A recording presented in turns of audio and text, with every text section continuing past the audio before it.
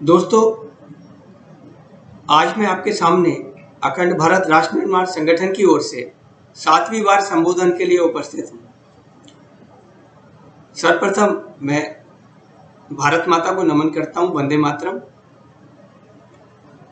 व मेरे स्वर्गीय पिता, मेरी पूजनीय माता, मेरे गुरुजनों व मेरे आध्यात्मिक गुरु को चरण स्पर्श व आप सभी दोस्तों को बहुत बहुत प्रणाम जो मेरे साथ जुड़े हुए हैं व आगे भविष्य में जुड़ने वाले हैं।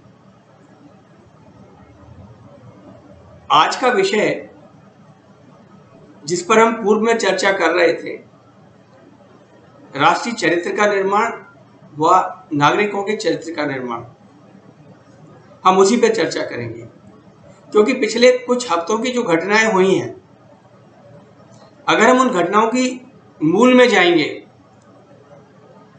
वो चाहे विकास दुबे की घटना हो या सुनीता यादव की घटना हो, और एक और घटना अभी पिछले 20 तारीख को हुई। 20 तारीख को रात को 10:30 बजे एक स्वतंत्र पत्रकार हैं विक्रम जोशी, वो अपनी बहन के घर से रात का डिनर करके निकल रहे थे। अपनी 2 बच्चियों के साथ में थे। एक बच्ची 6 साल की थी, एक 10 साल की थी। उनके ऊपर गुंडे बदमाशों ने गोलियां चलाई और उसके बाद उनकी 23 तारीख को सुबह अस्पताल में मृत्यु हो गई। अब इनके ऊपर हमले की वजह यह थी कि इससे कुछ समय पहले इनकी भांजी को कुछ गुंडों ने छेड़ने की कोशिश की, उनके ऊपर कुछ भद्दे रिमार्क किए और उन्हें तंग करने की कोशिश की, जिसका इन्होंने विरोध किया और उस समय जाके गाजियाबाद के पुलिस स्टेशन में कंप्लेंट लिखाई और पुलिस एसएचओ से बोला कि आप एक एफआईआर दर्ज करें इन लोगों के खिलाफ। लेकिन जैसा कि सामान्यतः पुलिस करती है, उन्होंने एफआईआर दर्ज नहीं की। वजह एसएचओ जानते हैं। उसके पश्चात जिस दिन ये अपनी बहन के यहाँ से खाना खाकर निकल रहे थे, उनको अंदेशा था कि उनके ऊपर हमला हो सकता है। तब भी उन्होंने पुलिस को फोन किया, एसएचओ को, कि भाई मुझे सुरक्षा प्रदान की जाए, क्योंकि मुझे लगता है कि मेरे ऊपर हमला हो सकता है और जानलेवा हमला हो सकता है। लेकिन एसएचओ ने कोई सुरक्षा प्रदान नहीं की। यह कोई एक घटना नहीं है। इसके पूर्व उत्तर प्रदेश में 66 ऐसी घटनाएं हो चुकी हैं जिसमें एक समुदाय और जाति विशेष के लोगों के ऊपर हत्या करने की कोशिश की गई और 66 हत्याएं हो चुकी है, 67 भी है। पता नहीं सरकार है या नहीं है उत्तर प्रदेश में। बात तो राम राज्य की, लेकिन वास्तव में रावण राज। त्रेतायुग के समय भी यही हुआ था। अत्याचार बढ़ने लगे। जो लोग पूजा पाठ करते थे उनको पूजा पाठ करने से रोका जाता था, यज्ञ करने से रोका जाता था। राक्षस उसमें विघ्न पहुंचाते थे। जब अत्याचार बढ़ गया तब भगवान राम का जन्म हुआ, उन्होंने रावण राज्य को खत्म हुआ। लगता है आज की सत्ता भी, नाम तो योगी है। रावण भी एक बहुत बड़ा योगी था, ब्राह्मण भी था, लेकिन राक्षस था। मुझे लगता है स्थिति आज भी यही आ गई उत्तर प्रदेश में। नाम योगी लेकिन काम योगी जैसे नहीं है। समाज की रक्षा करनी चाहिए, समाज के हर वर्ग की रक्षा करनी चाहिए, लेकिन रक्षा नहीं हो रही। बाद में स्पष्टीकरण आता है कि हमने अपराधियों को पकड़ लिया, एसएचओ को सस्पेंड कर दिया। क्या एसएचओ के सस्पेंड करने से और 10 लाख रुपए उस परिवार को दिया, क्या 10 लाख रुपए से 2 छोटी बच्ची हैं, उस परिवार का 10 लाख से कंपनसेशन हो जाएगा? उनके पिता वापस आ जाएंगे, विक्रम जोशी वापस आएंगे? क्या एसएचओ के सस्पेंड करने से उनको न्याय मिल जाएगा? ये घटनाएं क्यों होती हैं? संविधान का अनुच्छेद 21 आर्टिकल 21 देश के सभी नागरिकों को राइट टू लाइफ जीने का अधिकार प्रदान करता है, बोलने की स्वतंत्रता प्रदान करता है। यहां पत्रकार विक्रम जोशी की जान लेकर बोलने की स्वतंत्रता खत्म कर दी गई। राइट टू लाइफ कहां हुआ? उनकी लाइफ तो बची नहीं। इसके पहले जो 66 एक जाति विशेष के लोगों की हत्या हुई, उनको भी राइट टू लाइफ नहीं मिला। अभी इसी राइट टू लाइफ के लिए Sunita Yadav, police constable, Gujarat police, उन्होंने कानून को सच्चाई से पालन करने की कोशिश की। उन्हें डराया धमकाया जा रहा है, उनकी जिंदगी को खतरा है। तो राइट टू लाइफ कहां है? राज्य सरकार भी फेल, केंद्र सरकार भी फेल। लोगों को संविधान के आर्टिकल 21 के हिसाब से राइट टू लाइफ, जिंदगी जीने का अधिकार देना चाहिए, सुरक्षा देना चाहिए, नहीं मिल रहा। करोड़ों लोग कोरोना महामारी की वजह से विस्थापित हुए, भूखे मरे, उनका रोजगार चला गया। ये sub article 21 right to life की परिधि के अंदर आता है। सरकार पूरी तरह से असफल रही, केंद्र सरकार व राज्य सरकार दोनों। लेकिन इसके बावजूद भी दोनों सरकार बड़े बड़े दावे करती हैं। अगर हमने लॉकडाउन नहीं किया होता तो क्या होता? अभी एक रिपोर्ट आई है दिल्ली से, दिल्ली में लगभग 46 लाख लोग कोरोना से संक्रमित हो चुके, अपने आप ठीक हो गए क्योंकि उनका रेजिस्टेंस अच्छा था।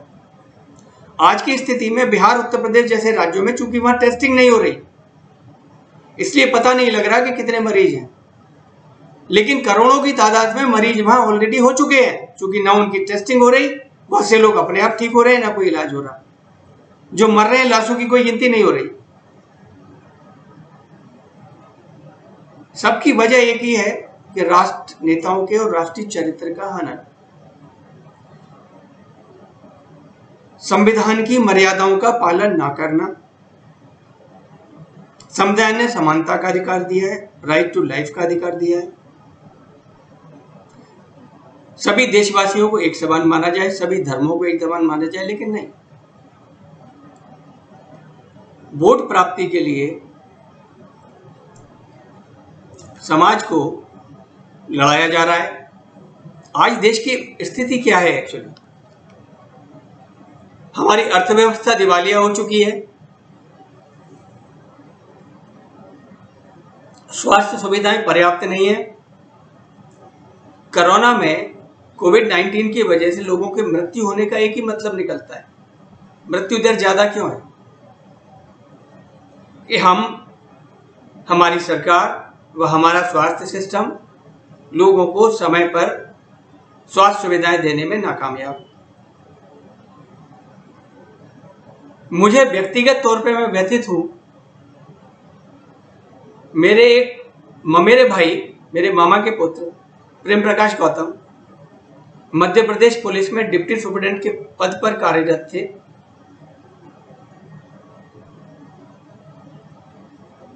चार 5 दिन पहले और भोपाल में पुलिस हेडक्वार्टर में पदस्थ थे। कोरोना के दौरान अपनी ड्यूटी निभा रहे थे। अचानक उनको पता लगा, कुछ फीवर था, जब टेस्ट किया तो पता लगा कि कोरोना बीमारी से ग्रस्त हैं। वहां के चिरायू मेडिकल कॉलेज हॉस्पिटल में एडमिट हुए और 2 दिन के अंदर उनकी मृत्यु हो गई। आज भी जबकि आप दिल्ली में देखेंगे, मध्य प्रदेश की सरकार का कहां, अपने सरकार के उसके बाद मध्य प्रदेश के मुख्यमंत्री का श्रद्धांजलि आती है परिवार के प्रति, वहां के गृह मंत्री नरोत्तम मिश्रा की श्रद्धांजलि आती है, वो दुख प्रकट करते हैं। अरे भाई, दुख प्रकट करने से पहले अगर आप कार्रवाई कर लेते तो जान क्यों जाती? ये तो मेरे भाई हैं इसलिए मुझे दुख है, लेकिन ऐसे हजारों लाखों लोग मर चुके हैं। एक श्रद्धांजलि से काम नहीं चलता।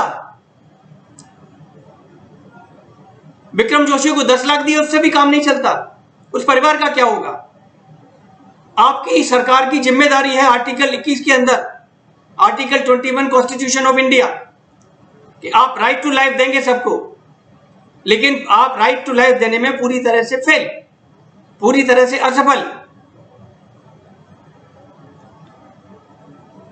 लाखों लोग कोरोना की वजह से ग्रस्त हैं, हजारों लोगों की रोज मृत्यु हो रही है, रोजगार खत्म हो गया है, संविधान व प्रजातंत्र के ऊपर खतरा है। जैसा मैंने पिछली बार अशोक लवासा जी का उदाहरण आपको दिया था, संवैधानिक पद पर है, इलेक्शन कमिश्नर्स में से एक है, उनको रास्ते से चीफ इलेक्शन कमिश्नर नहीं बनने देने के लिए एशियन डेवलपमेंट बैंक के उपाध्यक्ष के पद पर भेजा जा रहा है, क्योंकि सरकार अपनी मनमानी करवा सके, अपनी पसंद के इलेक्शन कमिश्नर चुन सके, अपनी पसंद का चीफ इलेक्शन कमिश्नर चुन सके। क्योंकि अशोक लवासा जी ने 2019 के चुनाव में प्रधानमंत्री और गृहमंत्री जी के क्षेत्र में पीपुल्स रिप्रेजेंटेशन एक्ट का वायलेशन किया, जनप्रतिनिधि कानून का वायलेशन किया, उल्लंघन किया, और उसके ऊपर अशोक लवासा जी की रिपोर्ट बाकी दो इलेक्शन कमिश्नर के मुकाबले अलग थी, उन पर कार्रवाई हो सकती थी। तो वो नहीं चाहते कि ऐसा आदमी जो ईमानदारी से काम कर सके और उनके ऊपर कोई कार्रवाई हो।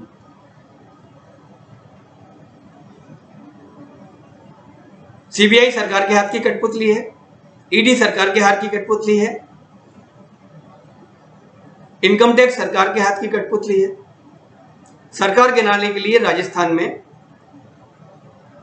राजस्थान के मुख्यमंत्री अशोक गहलोत के परिवार, उनके भाइयों के ऊपर ईडी, सीबीआई, इनकम टैक्स सबको लगा दिया, डीआरआई को भी लगा दिया कि कस्टम्स का केस है, और कहते हैं कि केस यूपीए के जमाने में था।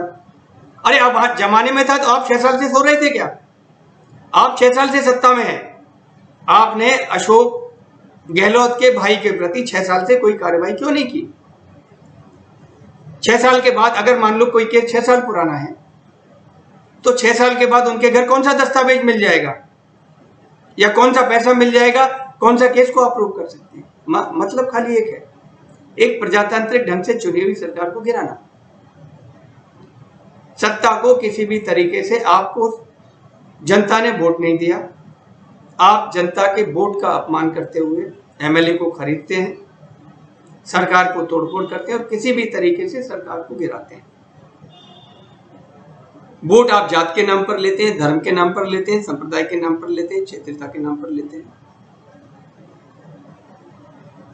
इस सब चीजों की वजह से देश आज गर्त में पहुंच गया है। इसीलिए चरित्र निर्माण व राष्ट्रीय चरित्र निर्माण बहुत महत्वपूर्ण हो गया है।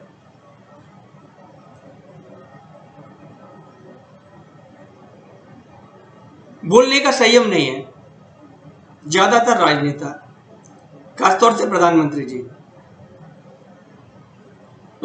जी हम सबके हैं। मैंने जैसे पहले भी अपने संवादों में कहा कि प्रधानमंत्री जी को यह भूल जाना चाहिए कि वो खाली भारतीय जनता पार्टी के नेता है। इस समय जब प्रधानमंत्री बने हैं तो पूरे देश को रिप्रेजेंट करते हैं, पूरे देश के नेता हैं,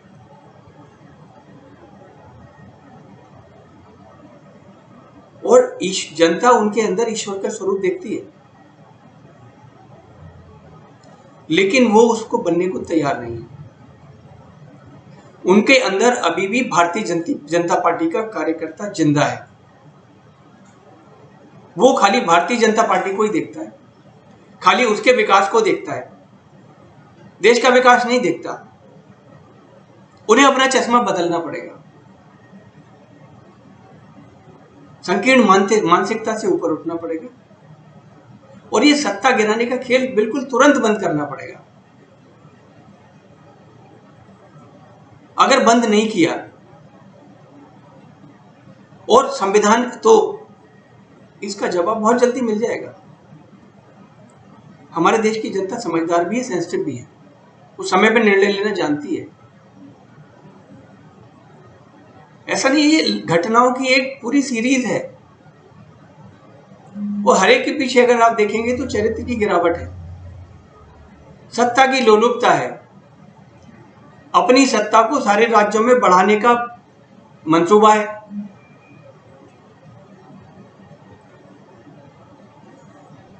हमारे प्रधानमंत्री जी, सारे राजनेता, बहुत बड़े बड़े एडवर्टाइजमेंट आए गर्ल चाइल्ड के ऊपर, लेकिन क्या हो रहा है गर्ल चाइल्ड को बचाने के लिए? सुनीता यादव परेशान है। अपने फेसबुक पर वो बार बार प्रधानमंत्री जी से अनुरोध कर रही है, मुझे बचाइए, मुझे तंग किया जा रहा है, मेरे परिवार को तंग किया जा रहा है। क्या ये सब चीजें प्रधानमंत्री के कानों तक नहीं पहुंचती? अगर नहीं पहुंचती तो उन्हें प्रधानमंत्री की कुर्सी पर बैठने का 1 मिनट भी हक नहीं है, तुरंत त्याग पत्र दे देना चाहिए। और अगर हक है तो बात सुनना चाहिए, बातों का निर्माण, कोई हत्या ना हो। क्यों हत्या हो? कानून व्यवस्था की स्थिति ठीक हो, लोगों को शिक्षा मिले, कोरोना जैसी महामारी के समय लोगों को मदद मिले। बड़े बड़े पैकेज तो कर दिए। कल ही एक अनाउंसमेंट किया, $20 बिलियन का इन्वेस्टमेंट इंडिया में आया। असलियत क्या है उसकी जानते हैं? ये सारा वो पैसा है जो रिलायंस इंडस्ट्री ने जियो प्लेटफॉर्म बेच के डिफरेंट कंपनी से अपनी इक्विटी बेची और उसका पैसा इंडिया में आया है। ये तो एक प्राइवेट इन्वेस्टमेंट है, एक प्राइवेट कंपनी ने अपनी इक्विटी बेची, बहुत सारी बाहर की कंपनियों ने खरीद ली। इसमें मोदी जी का क्या रोल है? ये प्रधानमंत्री जी या बीजेपी का क्या रोल है? और एक सबसे बड़ी चीज है, उधार के धन से देश का विकास नहीं हो सकता। देश का विकास होगा, सबसे पहले चरित्र बनाइए। सबसे पहले प्रधानमंत्री जी और हमारे राजनेताओं का चरित्र बनने की आवश्यकता है। आप अपनी पार्टी के फोल्ड से बाहर आ जाइए, पूरे देश की सोचिए। लोगों की कमी नहीं है यहां, टैलेंट की कमी नहीं है। राष्ट्र के सामने आज जो समस्या है उस पर सोचिए और सोचने के हिसाब से उस पर कार्रवाई, उनका उचित उन्मूलन करिए, उनका उपाय निकालिए, कैसे उनको ठीक कर सकते हैं। अगर ये सब किया तो शायद डेवलपमेंट दिखाई देने लगेगा। जिस विकास की बात हो रही है कि विकास का हम 6 साल से वेट कर रहे हैं, कहां गायब हो गया, दिखाई नहीं देता, दिखने लगेगा। लेकिन ये तो ठीक है, चूंकि एक सरकार चुनी हुई है, हमारा आज का जनप्रतिनिधि कानून है कि हम बीच में सरकार को नहीं हटा सकते, सरकार के पास बहुमत है। लेकिन हमें भविष्य का सोचना होगा। हम भविष्य में ऐसी सरकार क्यों चुने, ऐसा प्रधानमंत्री क्यों चुने जिसे अपनी छवि की ज्यादा चिंता है? उन्हें यह लगता है कि मैं अच्छा दिखूं, अच्छी अच्छी बातें करूं, अपनी छवि बनाने के लिए नमस्ते ट्रंप का कार्यक्रम किया जिससे कोरोना बढ़ा। अगर ट्रंप का विजिट कैंसिल कर दिया जाता शायद देश में कोरोना नहीं बढ़ता। अपने राजनीतिक स्वार्थ के लिए मध्य प्रदेश विधानसभा में मध्य प्रदेश की कांग्रेस की सरकार गिराने के लिए संसद को चलने दिया गया, लॉकडाउन नहीं लगाया, उसकी वजह से कोरोना बढ़ा।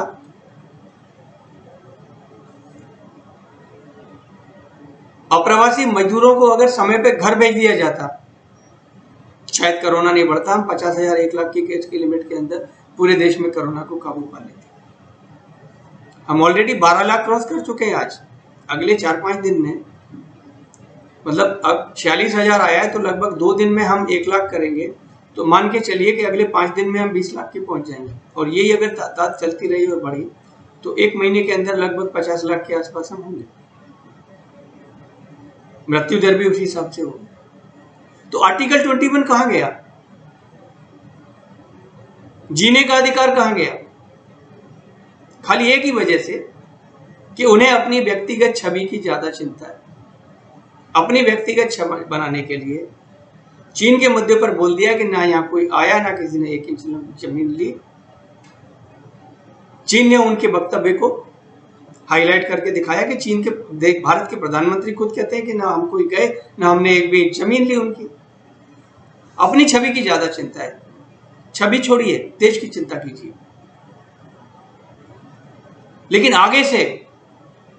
आगे के चुनावों में हमें सबसे पहले हमें ऐसे नेताओं को चुनाव करना है, ऐसे लोगों को आगे आने के लिए प्रेरित करना है जो ईमानदार हो, जिनकी छवि अच्छी हो और जो राष्ट्र के लिए निस्वार्थ भाव से काम करना चाहते हो, जिन्होंने राजनीति को व्यापार नहीं समझा, एक सेवा समझा हुआ है और सेवा भाव से राजनीति में आना चाहते हैं। एक दूसरी चीज, हमें अपनी शिक्षा नीति में सुधार करना होगा ताकि हम क्वालिटी शिक्षा बच्चों को दे सकें और उनका चरित्र निर्माण कर सकें ताकि हमारी पीढ़ी 20 साल के बाद तैयार हो। तीसरा, जो हमारे बचे हुए लोग हैं, अगर हम अपने नेता और नेतृत्व को ठीक कर लेंगे तो हम ऐसी पॉलिसी भी बना पाएंगे, ईमानदार को पुरस्कार देंगे, बेईमान को सजा देंगे, ईमानदारी बढ़ेगी, समाज धीरे धीरे अच्छा होने लगेगा। सुनीता यादव जैसे किस्से नहीं होंगे, विक्रम जोशी का मर्डर नहीं होगा, पत्रकार स्वतंत्र होंगे। पत्रकारिता में आप देखिए, जो पत्रकार सरकार से सवाल करते थे, उन पत्रकारों को अपनी नौकरी से हाथ धोना पड़ा। पुण्य प्रसून वाजपेयी आज तक में थे,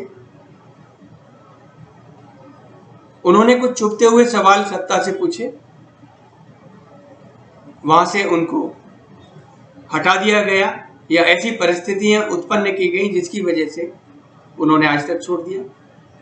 उसके बाद एबीपी न्यूज में गए, वहां भी सत्ता ने उनका पीछा नहीं छोड़ा, अंततः उन्होंने छोड़ दिया, स्वतंत्र पत्रकारिता करते हैं।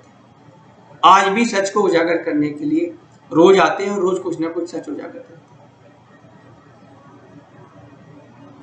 एनडीटीवी को तंग करने की कोशिश की गई, उसके ऊपर कई सारे केस लगाए। अविशाल शर्मा एबीपी न्यूज में थे, उनको तंग करने की कोशिश की, वो भी स्वतंत्र पत्रकारिता करते हैं। आशुतोष स्वतंत्र पत्रकारिता करते हैं। तो ऐसा नहीं है, देश में जो लोग सच की वकालत करते हैं, जो सच का साथ देते हैं, वो अपना काम कर रहे हैं। लेकिन जो भ्रष्ट नेतृत्व है, भ्रष्ट नेता हैं, उनके सामने बहुत सारी समस्याएं खड़ी करते हैं। तो ये हमारा काम है, देश के नागरिकों का काम है कि सर्वप्रथम हम अपने राजनीतिक नेतृत्व में उन लोगों को चुनें जो चरित्रवान हो, जो सच्चे मायने में देश के लिए सोचते हैं, देश का भला चाहते हैं और देश के लिए काम करना चाहते हैं, निस्वार्थ, जो राजनीति को व्यापार नहीं समझते, यहां से कुछ लेना नहीं चाहते, देना चाहते हैं। और एक शपथ लेंगे कि राजनीति में आने के बाद उनकी आमदनी में एक भी पैसा नहीं बढ़ेगा। हमारा सुधार हो जाएगा, राष्ट्रीय चरित्र बन जाएगा। उसके बाद जैसा मैंने बताया कि हम अपने नागरिकों का चरित्र, बच्चों का चरित्र शिक्षा से बना सकते हैं। ये सब चीज अगर हम करते चले गए तो निश्चित तौर पर हमारा भविष्य उज्जवल होगा। इसकी तैयारी लेकिन हमें अभी से करनी पड़ेगी। बिल्डिंग एक दिन में नहीं बनती, हमें आज से उठ के खड़ा होना पड़ेगा। हमें हर उस चीज का विरोध करना पड़ेगा जो सच्चाई के खिलाफ है, जो झूठी है। हमें उस हर चीज का विरोध करना पड़ेगा जो भ्रष्टाचार से प्रेरित है। कोई भी करे, कितना भी बड़ा आदमी हो, और हर उस व्यक्ति का साथ देना पड़ेगा जो सच्चाई के रास्ते पर चलना चाहता है, ईमानदारी के रास्ते पर चलना चाहता है और समाज में ईमानदार व्यक्ति को उचित स्थान देना होगा, उसे सम्मानित करना होगा, झूठे बेईमान लोगों को तिरस्कृत करना होगा, उनकी पब्लिक क्रिटिसिज्म करनी होगी, सार्वजनिक निंदा। लेकिन अगर हम डर गए, हमारी 600 साल की गुलामी डर की वजह से थी। हमारे देश में लड़ने वाले कुछ होते, जनता पीछे खड़ी होती है, जहां डंडा चला के भाग जाती है। आज भी स्थिति यही है। लड़ने वाले बहुत कम हैं। ये सब स्वतंत्रता सेनानी हैं जो आज लड़ रहे हैं। ये भी एक आजादी की दूसरी लड़ाई है। हमारा किसी पार्टी से विरोध नहीं है, ना किसी पार्टी का हम फेवर करते। हम तो खाली नीतियों का फेवर करते हैं।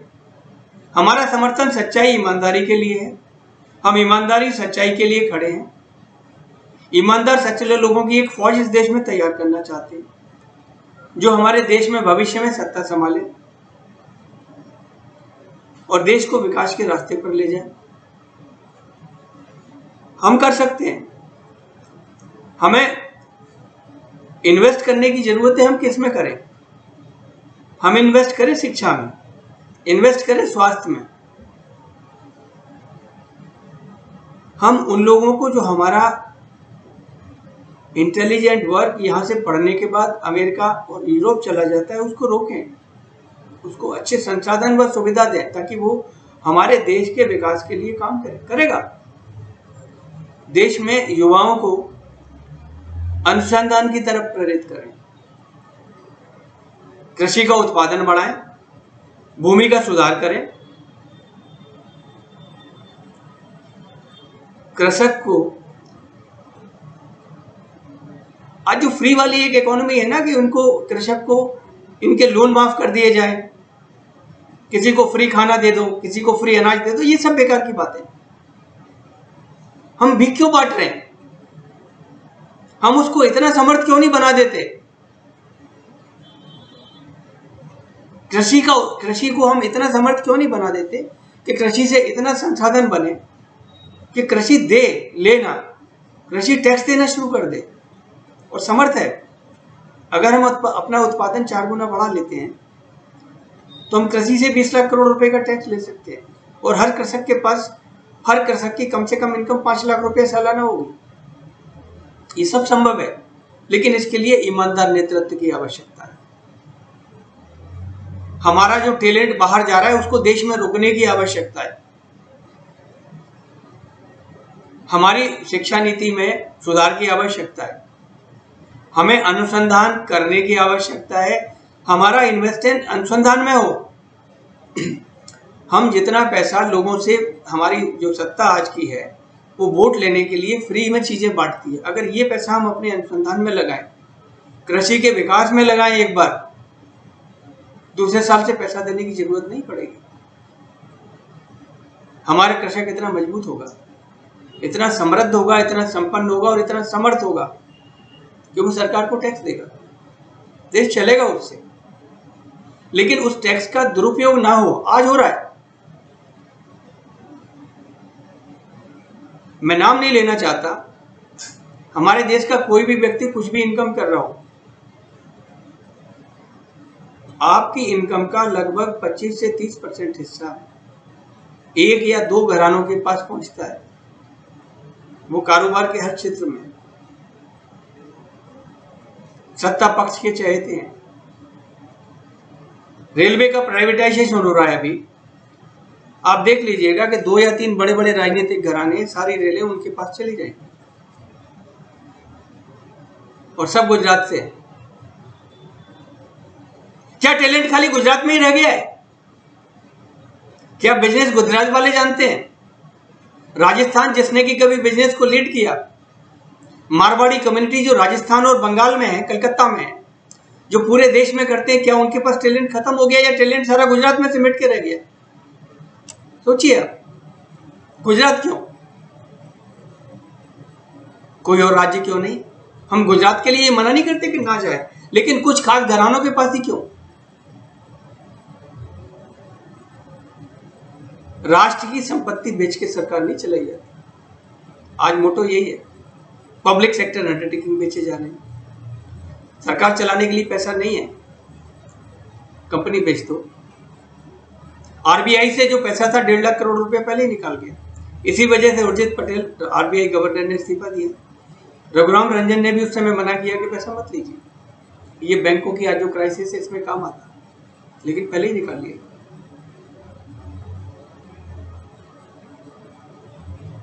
इसलिए मैं जो कहना चाहता हूं कि नेतृत्व सच्चा, ईमानदार, चरित्रवान हो, पैसा जिस मकसद के लिए बनाए उस मकसद के लिए बनाओ जाए। एक और आपको एक उदाहरण दूं मैं कि एक पेट्रोल के ऊपर सेस लगती है, उस सेस का लगभग 11 लाख करोड़ रुपया 3 लाख करोड़ रुपया पिछले 6 सालों में आया, और ये रोड की सेस है, इससे रोड बन गई। लेकिन 6 साल में 3 लाख आया, खर्चा हुआ 1 लाख करोड़, 2 लाख करोड़ कहां गया? सरकार को जवाब देना चाहिए। आपने जब रोड कंस्ट्रक्शन के लिए 3 लाख करोड़ रुपया लिया, पेट्रोल से हमसे लिया, वो सरकार का पैसा नहीं, हमारा पैसा। हर लीटर के ऊपर आप 1 रुपया 2 रुपया लेते हैं, तो रोड क्यों नहीं बनी? 2 लाख रुपया पड़ा हुआ क्यों है? और अगर नहीं पड़ा तो कहां गया, किस मद में चला गया? पैसा जिस चीज के लिए होता है उस पर खर्च। तो दोस्तों, अंत में मैं एक ही चीज कहना चाहता हूं कि हम अपने भारतवर्ष को, भारत माता को एक आदर्श भारत दे सकते हैं, आदर्श भारत की भेंट दे सकते हैं। लेकिन इसके लिए पहला जो कदम है, हमें अपने राजनेताओं का चरित्र निर्माण करना होगा। हो सकता है संभव ना हो आज जो राजनेता बैठे, इसलिए हमें राजनेताओं की एक नई फसल तैयार करनी होगी। ऐसे लोगों को चुनना होगा जो आदर्श चरित्र के हैं और राजनीति को सेवा भावना की तरह समझते हैं। दूसरा, शिक्षा नीति। तीसरा, कृषि का डेवलपमेंट। चौथा, उद्योग का डेवलपमेंट। लेकिन इन सब के लिए, और इसके ऊपर एक चीज है कि सरकारी मशीनरी तब ठीक होगी जब राजनेता ठीक होंगे। ईमानदार अधिकारियों और ईमानदार नागरिकों का हम सपोर्ट करें। अगर ये सब हमने शुरू कर दिया तो हम अपने भारत का नवनिर्माण कर सकते हैं। आइए चलिए हम पहले स्टेप की तरफ बढ़ते हैं। हम चरित्रवान राजनेताओं को खोजें, और उन चरित्रवान राजनेताओं को आज से अगर खोज शुरू करेंगे तो हमें अगले 2-3 साल में ऐसे लोग मिल पाएंगे। आज से हम अपना एक एक करके, किसी ने मुझे एक बार सवाल किया कि आप कुछ लोग हैं, आप वीडियो भेजते हैं, आपकी वीडियो को कुछ लोग देखते हैं, तो इतना बड़ा जो राजनीतिक भ्रष्टाचार का साम्राज्य है, इनके पास करोड़ों की तादाद में लोग हैं, आप कैसे इनका मुकाबला कर पाएंगे? हमने कहा देखिए भाई, समुद्र भी बूंद बूंद से बना है, घड़ा भी बूंद बूंद से भरता है। हो सकता है आज हम बूंद भी ना हो, बूंद का भी एक छोटा सा हिस्सा हो, लेकिन अगर हजारों लाखों करोड़ों अरबों बूंद अगर मिल जाएंगी तो शायद किसी दिन महासागर बन जाएगा। और हमारी इस ईमानदारी की नदी में गंगा की तरह ऐसा तूफान आएगा, ऐसा उफान आएगा कि ये सारे भ्रष्टाचार राजनीति को बहा के पूरी तरीके से ले जाएगा और देश में ईमानदारी का साम्राज्य स्थापित होगा। बहुत बहुत धन्यवाद। इसके साथ मैं आज का अपना संबोधन खत्म करता हूं, और आपसे एक और चीज का अनुरोध है कि हमारे ये वीडियो जो है YouTube पर उपलब्ध है, आप इसको लाइक करें और सब्सक्राइब करें, और अपने जो विचार हैं वो भी आप अपने कमेंट्स में इसके ऊपर लिख सकते हैं, इस फेसबुक पर लिख सकते हैं, ताकि ज़्यादा से ज़्यादा जितने लोगों तक ये विचार पहुंचेंगे उतने हम अपनी इस विचारधारा को लोगों तक पहुंचाएंगे, और इस पूरी जो प्रोसेस है इसको स्पीड अप कर सकते हैं। बहुत बहुत धन्यवाद।